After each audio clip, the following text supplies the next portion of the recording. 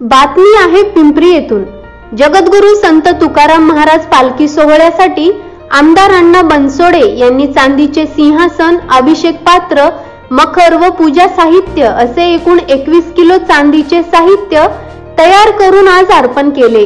या सिंहासनाचे पिंपरी चिंचवड मधील भक्त भाविकांना दर्शन घेता यावे यासाठी या सिंहासनाची मिरवणूक व इतर धार्मिक कार्यक्रमांचे आयोजन करण्यात आले आहे।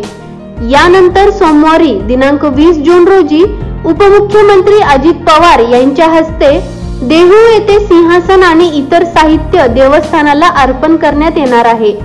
आज सकाळी विठ्ठल मंदिर आकुर्डी येथून जगद्गुरू श्री संत तुकाराम महाराज यांच्या पालखी सोहळ्याला संत महंत यांच्या हस्ते फुलांचा अभिषेक करण्यात आला।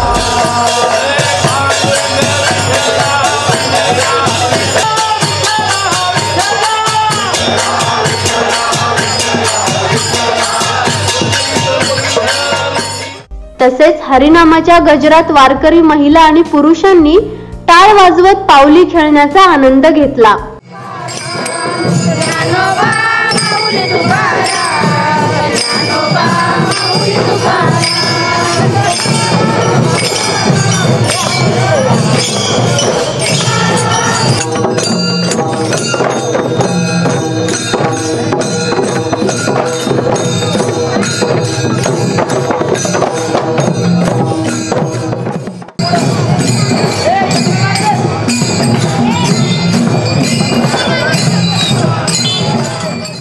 मिरवणूक मार्गात रांगोळी टाकण्यात आली होती।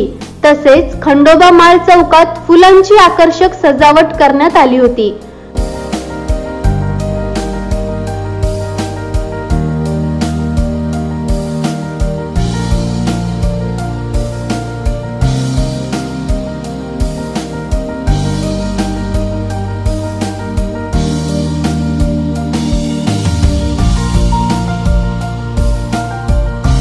गोल वर्तुळ असलेल्या चौकात फुलांनी विठ्ठलाची प्रतिकृती व फुलांच्या माळा लावण्यात आल्या होत्या।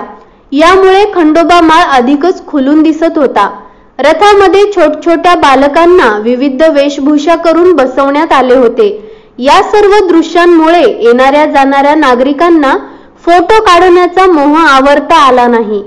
ही मिरवणूक आकुर्डी विठ्ठल मंदिर ते आमदार अण्णा बनसोडे यांच्या कार्यालय काळभोर नगर येथे आली। सिंहासन आणि इतर साहित्याची इस्कॉन मंदिरचे पुजारी यांच्या हस्ते फुलांचा अभिषेक करून आरती करण्यात आली।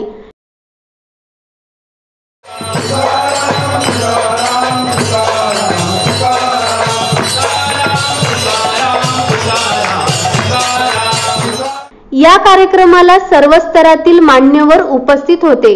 आलेल्या संत महंतांना विठ्ठल रुक्मिणीची मूर्ती देऊन सत्कार करण्यात आला।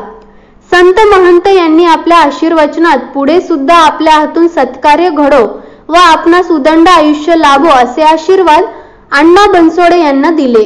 कार्यक्रमाचा समारोप महाप्रसादाने झाला असून सर्वच उपस्थित अतिथी आणि भक्तांनी महाप्रसादाचा लाभ घेतला। याच बातमीचा आढावा घेतला आहे आमचे प्रतिनिधी भानुदास हिवराळे यांनी। पाहुयात।